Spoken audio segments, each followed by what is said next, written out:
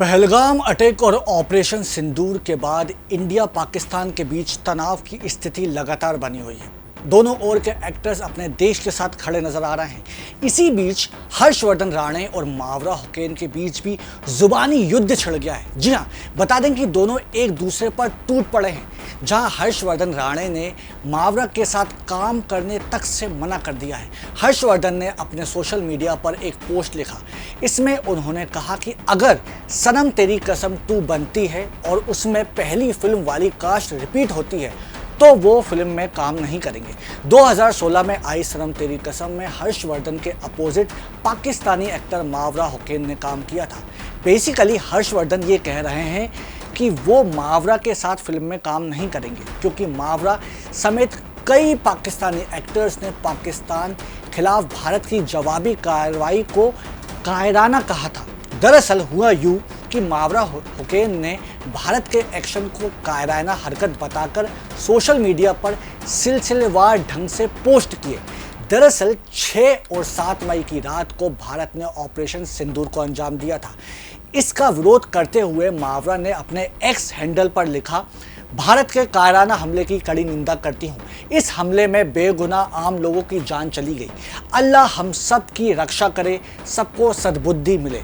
उनके इसी पोस्ट के बाद सनम तेरी कसम के लीडिंग मैन हर्षवर्धन राणे ने अपनी इंस्टाग्राम स्टोरी पर लिखा, मैं सभी कलाकारों और इंसानों का सम्मान करता हूँ, चाहे वो इस देश के हों, उस देश के हों, केन्या के हों या फिर मंगल ग्रह के हों। मेरे देश के बारे में ऐसी आपत्तिजनक बातें करने वालों को माफ़ नहीं किया जा सकता। अगर इसकी वजह से मेरे इंस्टाग्राम फॉलोअर्स कम भी हो जाएं तो भी मुझे कोई फ़र्क नहीं पड़ता, मगर मैं अपने देश के गौरव और गरिमा को रौंदे जाते हुए नहीं देख सकता। अपने देश के साथ खड़े रहना अच्छी बात है, मगर दूसरे देश का अपमान करना या नफरत फैलाना नहीं। हर्षवर्धन इतने पर भी नहीं रुके।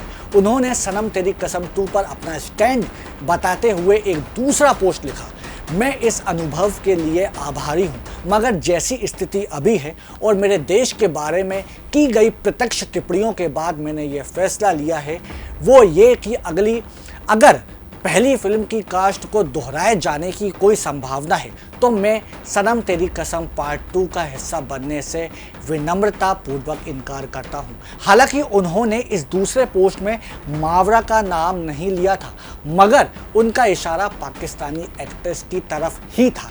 जब ये बात मावरा तक पहुंची तो उन्होंने इसके जवाब में एक इंस्टाग्राम स्टोरी पोस्ट की। इसमें उन्होंने हर्षवर्धन के फैसले को न केवल एक PR स्टंट बताया बल्कि उन पर अपना नाम इस्तेमाल करने के भी आरोप लगाया।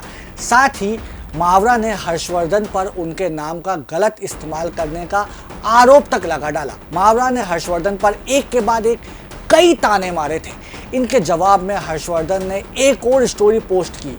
इसमें उन्होंने ये भी साफ किया कि अपनी पोस्ट में उन्होंने कहीं भी मावरा का नाम नहीं लिया था।